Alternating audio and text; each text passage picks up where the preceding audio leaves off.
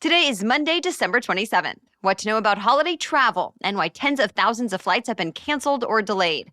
Also, how the world is remembering an iconic activist. Plus, there will be fewer college football bowl games this year. The CEO of DoorDash might deliver your next order. And 3D printed houses could become a game changer for families across the country.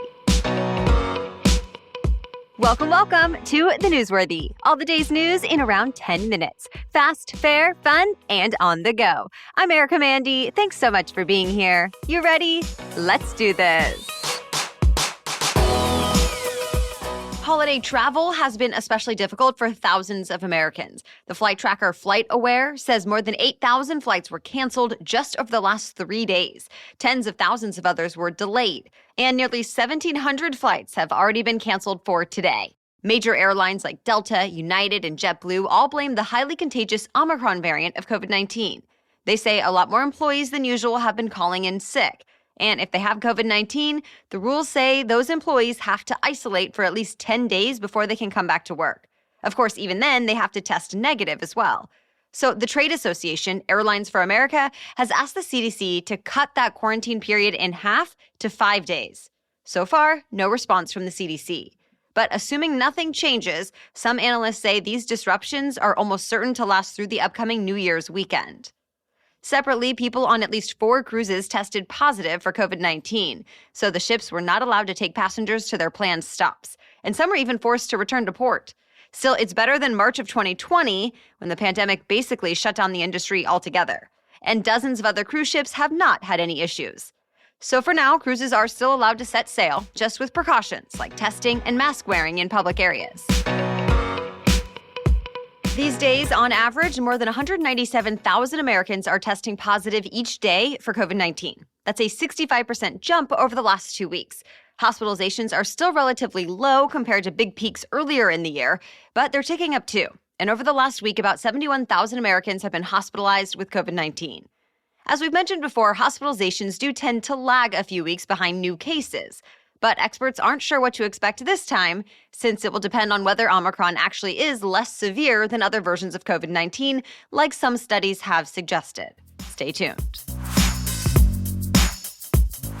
Sadly, it seems Myanmar is growing more violent, and now even aid workers and children are getting caught in the crossfire. At least 38 people died in an attack over the weekend, and a couple of aid workers from the organization Save the Children are still missing. Myanmar's military is said to be behind the attack. Remember, the military overthrew the government earlier this year, and the country's elected leaders were detained. Ever since, the country has been in turmoil, and the military has been asserting its power with force. Well, over the weekend, that military power said it shot and killed terrorists with weapons. But an opposition group and charity organizations say they were not terrorists, they were civilians trying to flee conflict. As of this morning, few other details have come out about this incident. But one nonprofit organization says the Myanmar military has actually killed more than 1,300 people since seizing power. Over the weekend, the world lost a Nobel Prize-winning iconic activist. Archbishop Desmond Tutu died at 90 years old. His powerful voice helped end apartheid in South Africa in the 1990s. But he never stopped advocating for racial justice and LGBTQ rights all around the world. Cape Town is planning a 7-day mourning period before Tutu's burial. And the city's landmark, Table Mountain, will be lit up in purple, since Tutu's robes were purple when he was archbishop. After hearing about the loss, President Biden put out a statement that praised Tutu's, quote, message of justice, equality, truth, and reconciliation. It's not clear exactly what caused Tutu's death, but he was diagnosed with prostate cancer in 1997. He is survived by his wife of 66 years, their children, grandchildren, and great-grandchildren. Parts of the West Coast are getting a rare, deep freeze. Wintry conditions are impacting cities all the way from San Diego to Seattle.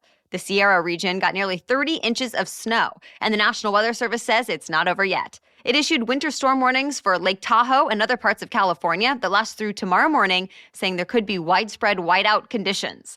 And the Pacific Northwest is dealing with an unusual cold snap. Nearly 4 inches of snow fell over Seattle yesterday, where it doesn't usually snow at all. And Southern California got a wet, rainy Christmas that caused flash flooding in some places. Several roads up and down the West Coast are now shut down, especially on the mountains. And emergency officials say they could be dangerous for the next few days. Also, as of this morning, about 27,000 homes and businesses are without power on the West Coast. Meanwhile, the southern U.S. is still steamy. Parts of Texas and Oklahoma were seeing temperatures in the 90s over the Christmas weekend. And again today, people from the southern plains to the mid-south should expect temperatures 25 to 35 degrees above normal. More news is coming up, but first, a quick break for our sponsor. If this year has taught us anything, it's that tomorrow may look nothing like today. But Schwab knows that successful financial planning can help propel net worth by 2.7 times. That's why Schwab offers a variety of easy, flexible financial planning options that can rise to meet any of life's many curveballs. Whether it's making a complimentary retirement plan online or chatting directly with a financial consultant, anyone can look forward to planning with Schwab. Learn more at schwab.com/plan. That's Schwab, you know the name, SCHWAB, schwab.com/plan. More college bowl games are not happening because of COVID-19 outbreaks. As one coach put it, they just don't have enough players left. Some of the latest games to get canceled were the Military Bowl in Annapolis, Maryland, that was supposed to happen today, and the Fenway Bowl in Boston that was scheduled for Wednesday. That makes a total of 5 bowl games impacted by the virus just in the past week. Already, the Hawaii Bowl did not happen on Christmas Eve, and Texas A&M had to pull out of the Gator Bowl planned for New Year's Eve, so now Rutgers University will replace A&M in that game. Also, the University of Miami had to drop out of the Sun Bowl, so their conference is hoping to find a replacement to take on Washington State this Friday. So what happens if one of the bigger games gets impacted, like the Cotton or Orange Bowls? Well, the committee that handles the college football playoffs updated its policies for those. A team that does not have enough players will have to forfeit, and the other team will advance to the national championship game. That championship game can be rescheduled as late as January 14th, but after that, any team that cannot play will forfeit, and the other will become the national champion. Or if everyone is out, it'll be declared no contest. To be continued. Your next meal could be delivered by a DoorDash engineer or executive, maybe even the CEO. DoorDash says every employee must make at least one delivery every month. The only exceptions are for employees who physically cannot deliver food, though they must still do something similar, like shadow a customer service agent. DoorDash apparently wants all level employees to experience any challenges firsthand and be able to solve them. It's also a way to give back, since the extra money employees earn from doing deliveries will be donated to nonprofits. It's part of the company's program called WeDash that's actually been around for years, but it was put on hold because of the pandemic. While some say it's a great way for all employees to get a feel for how their work actually impacts delivery drivers and customers, others are not so happy about it. Some employees posted their shock and anger about it on the app called Blind that lets people post anonymously about where they work, saying they didn't sign up for this. Either way, the new rule starts in the new year. It's official now. Habitat for Humanity has now completed its very first 3D printed house in the United States, and it means a Virginia mother and her son had a place to call home just in time for Christmas. The 3D printing technology allowed the crew to print the home in just 12 hours. It knocked off at least 4 weeks of the construction time. Once the blueprint is sent to the printer, it essentially uses a robotic arm to lay down the concrete.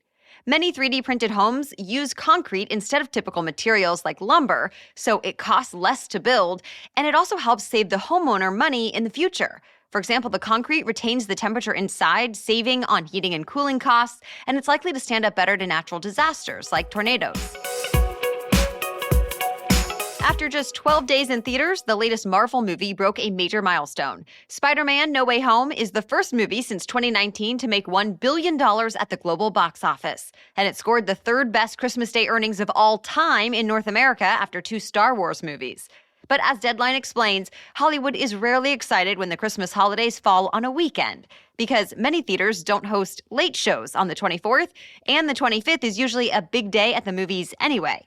So studios would rather have a big day during the week to boost totals on top of the weekend. But it seems the new Spider-Man movie did not even need the boost. Other new movies came out just in time for the holiday weekend as well. Sing 2, The Matrix Resurrections, The Kingsman, and Licorice Pizza also brought in millions. Still, Spider-Man is eclipsing everyone at the box office. Over the weekend, it brought in about $22 million more than the next 9 highest-grossing movies combined.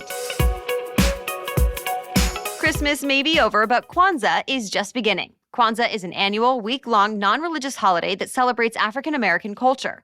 It started yesterday and ends on January 1st. There are daily ceremonies with food, decorations, music, and other cultural objects. And there's a feast on the sixth night called the Karamu. Each day is dedicated to a specific principle, marked by lighting a new candle on the Kinara. Translated, the principles are unity, self-determination, collective work and responsibility, cooperative economics, purpose, creativity, and faith. And that's it for your main news today, so now it's time for Money Monday, when we talk about one interesting money-related news story. But first, this episode is brought to you by BetterHelp. There are certain times of the year that cause me to reflect more than usual, and the new year is one of those times. I think talking with a therapist is one of the best ways to figure out what, big or small, may be holding me back from being my happiest and reaching my goals. And BetterHelp makes it more convenient than ever. BetterHelp will assess your needs and match you with your own licensed professional therapist. Then you can start communicating in under 24 hours, and you can send your counselor a message anytime. Of course, you always connect in a safe and private online environment. The service is available for clients worldwide. It's not self-help, it's professional counseling that is both convenient and affordable.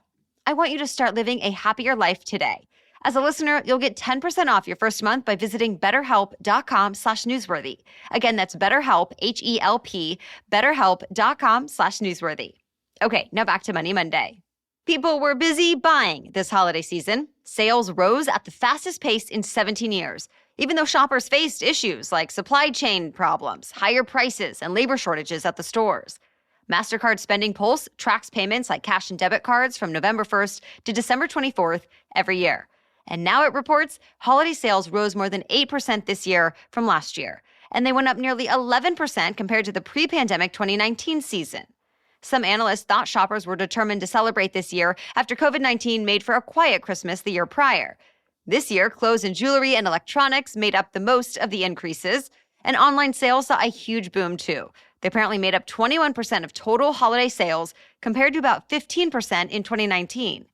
The National Retail Federation actually predicted holiday sales would grow by about this much. That trade group is expected to release a broader picture of holiday sales next month. All right, thank you so much for listening today and every day. We'll be back with much more news to know tomorrow. Until then, have a great day.